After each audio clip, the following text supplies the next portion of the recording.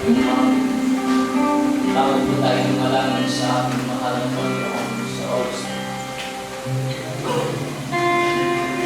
Tayo po'y magpapagkaya sa aming kapitid sa oras. Sinasabi mo na sus ang puso ko sa kasalanan na gawa laban sa'yo. Nagdaan ka, sura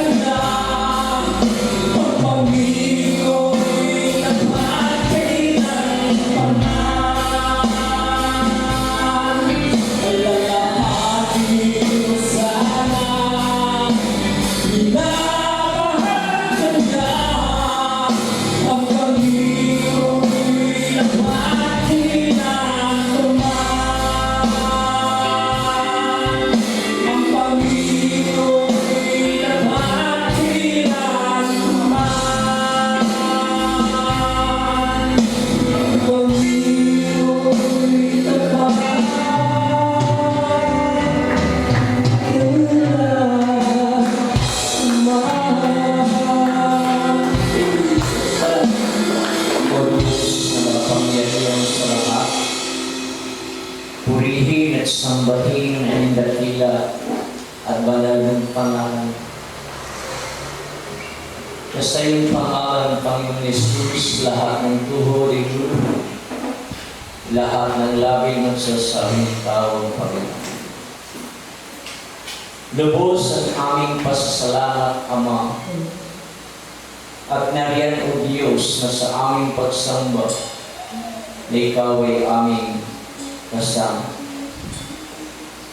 Sa oras na ito, dakilang Diyos, ang bawat yugto, nariyan, Ama, na kung saan maging sa mga awiting makalangit na aming narinig, O Diyos, at nariyan sa pagtoo, at higit, Ama, sa mga buhay mong salita na aming po napakinggan, kung gaano kahalaga, Panginoon, na kami manangin sa tunay na araw.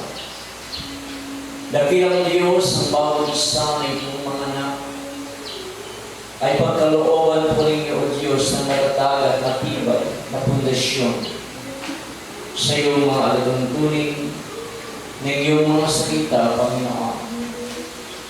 Maging matatag, matibay ang kanilang pananampalataya upang may paglaban ng Diyos ang lubhang banal na pananampalataya. Dakilang Diyos, ang bawat isa, Panginoon, ay pagkalooban mo ninyo, O Diyos, ng kaalaman at karunungan, pangunawa, O Diyos, sa mga tuntunin mo, Panginoon. Ang bawat isa, mahal na Panginoon, ay sumailalim ng iyong kapangyarihan. Ayaan mo ng iyong banal na Espiritu, Diyos, ang siyang malayang marangkilos sa bawat buhay ng bawat isa, Panginoon. Ikaw, Panginoon na Diyos, ang magbigay, Panginoon, ng sapat na kakainan, O Diyos, sa iyong mga anak, upang mabatid at malaman, Panginoon, ang mga lalang kaaway, at nariyan yung discerning spirit. Dakilang Diyos, ang bawat isa ay gustusin mo ng iyong Santo Espiritu, Panginoon. Ang bawat isa, Panginoon, ay gamitin mo na maging daluyan ng iyong pagpapala, na maging daluyan ng iyong kapangyarihan, O Diyos. Dakilang Diyos, ang bawat isa ay maging instrumento, Panginoon, upang ikaw ay mapuri. Tulungan mo ang bawat isa, Panginoon, na sa bawat akbang, na sa bawat lakad namin, O Diyos, na ikaw ang siyang namumuno. Na ikaw, Panginoon, O Diyos, ang siyang patuloy, Panginoon, na maging prioridad din po ng iyong mga anak, O Diyos. Sa bawat isa na mga nanlulupay-pay, O Diyos, bayang kalakasan. Sa bawat nanlalamig, O Diyos, tribay mo po ang bawat isa ng iyong mga anak. Tulungan mo ang bawat isa ng iyong mga anak, O Diyos, na magpagpatuloy, na makapaglingkod po sa iyo, Panginoon, hanggang sa wali mong pagbabalik. Patuloy mong kahabagan, kaawaan ng Diyos, ang bawat isa. Dakilang Diyos, narin po ang aming mga minamahal na kapatid, na mayroong kanyang kahilingan at karaingan, O Diyos, na kung anuman ang kanila pong pinagdadaanan sa mga buhay, na ikaw ang siyang lubusang nakakaalam, Panginoon. Ikaw po, Diyos, ang magbigay katugunan at tulungan mo po ang bawat isa ng bawat pagsubok po, Panginoon, ang pinaharap na ito may pagtagumpayan sa bawat suliranin at problema na ito'y mabigyan ng solusyon. Kaya din po, dakilang Diyos ang gumawa ng himala sa bawat buhay ng bawat isa na mayroong mga karamdaman, maging, O Diyos, ang aming mga kapatid na mayroong mga karamdaman, mga prayer requests sa bawat mayroong karamdaman. Ikaw po ang gumawa ng himala at lubusang kagalingan sa bawat karamdaman piskal, maging sa bawat spiritual na karamdaman. Dakilang Diyos, narito po ang bawat isa na iyong mga anak. At nariyan, Panginoon, na patuloy mong proteksyonan, Panginoon, ang bawat isa na iyong mga anak ay nailubo, Diyos, sa mga bitag, sa mga silo, sa mga lalangan ng kaaway, Panginoon. Bigyan mo ng pagtatagumpay ang bawat isa at Dakilang Diyos. Patuloy mong bakurin ang iyong kapangyarihan, bakurin ang iyong banal, at ang iyong Espiritu, Panginoon, ang patuloy magpahingalay hanggang sa muli mong pagbabalik. Aming samot dalangin naman at habagan rin po ang bawat isa na aming mga kapatid na sa kasalukuyan.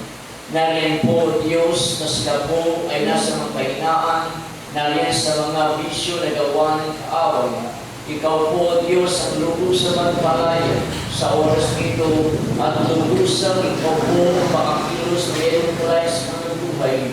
Wasakin mo, Diyos, ang lalang ng kaaway sa pangalan ni Jesus.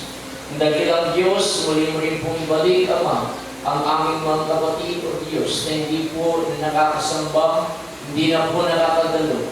Ikaw po ang gumawa o Diyos ng kaparaanan at magkaroon ng pagnanasa o Diyos na dumalo sa ipong pananagawa. Dakilang Diyos, sa oras nito, mahal na Panginoon, nariyan po ang iyong pagpapala, ang iyong biyaya o Diyos. Ay gawad mo, Panginoon, sa bawat isa na ipumanganak, Panginoon, at ang kapayapaan, Panginoon, at ang pag-ibig mo maghag sa bawat puso ng bawat isa na ipumanganak, Panginoon. Dakilang Diyos, gamitin mo po ang iyong iglesia daw ito sa gawain pagliligtas, Panginoon, sa mga taong wala pa sa iyong mga kamay, Panginoon. Dakilang Diyos, patuloy mong gamitin ang lahat ng mga anak mo. Nariyan po na bumubuo, Diyos, si Iglesia mo ito, Diyos. Patuloy mo silang palakasin, patuloy mo silang bigyan ng katatagan mo, Diyos, at pagtitiis, Panginoon, at patuloy mo, Diyos, na gamitin, Panginoon, sa iyo pong nagagawain, dakilang Diyos, hanggang sa muli mong pagbabalik, Panginoon. Kahabagan rin po, Ama, ang aming mga kapitbahay sa dami po, dakilang Diyos, at nariyan nga po, mahal na Panginoon, na ang gawain mo ito'y maging upang sila din po ay aming makasama sa paglilingkod sa iyo, Panginoon. Dakilang Diyos, maraming salamat po, Panginoon. Ito po ang aming dalangin at si lamang po, Diyos, ang pinakamataas na papuri, ang kalwalatian, ang karangalan, ang paghahari, ngayon at magpakailan-kailan pa man, sa pangalan ni Jesus, sa pangalan ni Jesus, ang lahat ay magsabing Amen. So bago po tayo magkaroon ng closing prayer, mali po tayo ng masin awitin para po sa ating mahal na Panginoon. Thank you.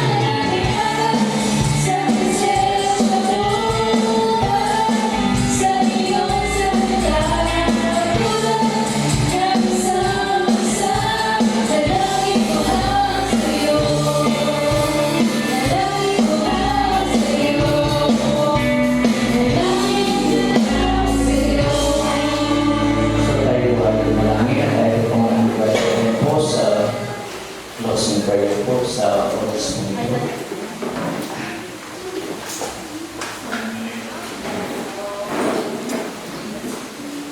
O Panginoon Diyos, mapangyarin sa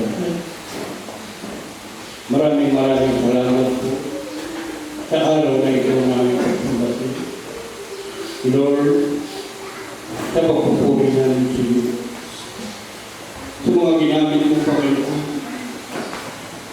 sa awit ni Panginoon, sa mga salita na iparinig mo, Panginoon, sa oras na ito. Nawa, Panginoon, ang lahat ng aming lupa na lumapit kami sa iyo, pinuli harap. Sinambahan namin sa Espiritu at sa Tutuhan. At pinahayag, Panginoon, ang mahalaga mong salita. Lord, naway maging pakinggan sa aming lahat na nakarin at tumingin sa aming mga puso. Panginoon, patuloy mo pong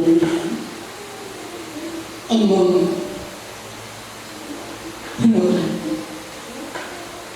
ang mga hihina, Panginoon, ay patas dahil ikaw lamang nakagawa at ikaw lamang, Panginoon, ang nakakalam na namin laman ng mga puso na kaya sa oras na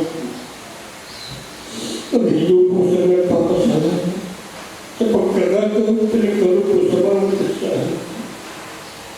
Nanawa, Panginoon, ang mga salita namin na hindi ay kinasal, hindi maging pakilaban na istorya. Lord, sa iyo, iiwan, nagpapasakot na nangyari na ikaw lamang, Panginoon, ang tunay na kasal na sa at kung wala kami galit. Kaya sa oras nito, malapit lamang, Lord, na ikaw kami. Ikaw kami muli, tambay sa Espiritu at Tutuhan. Kaya Panginoon, patuloy mo sa ulis ng bawat isa sa amin. Dahil sila ng Panginoon sa aming mga buhay. Doon kami natin.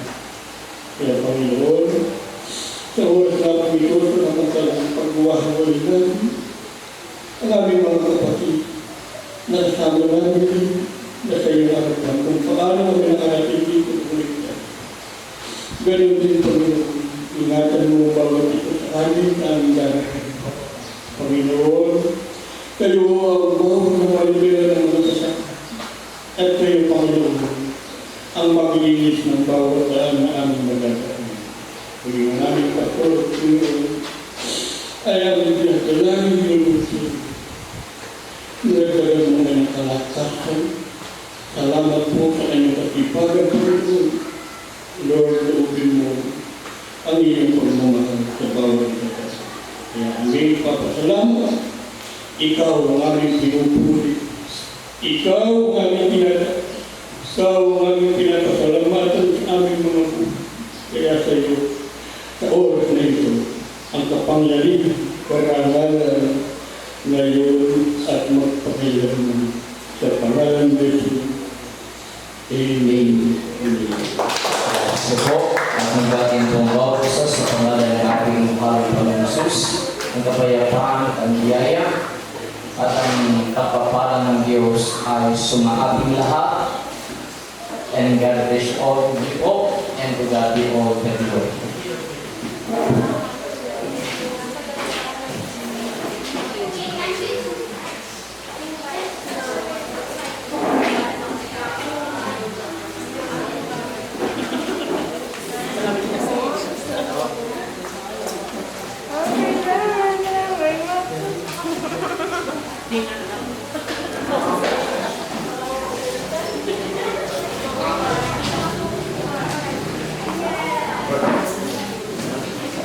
Pang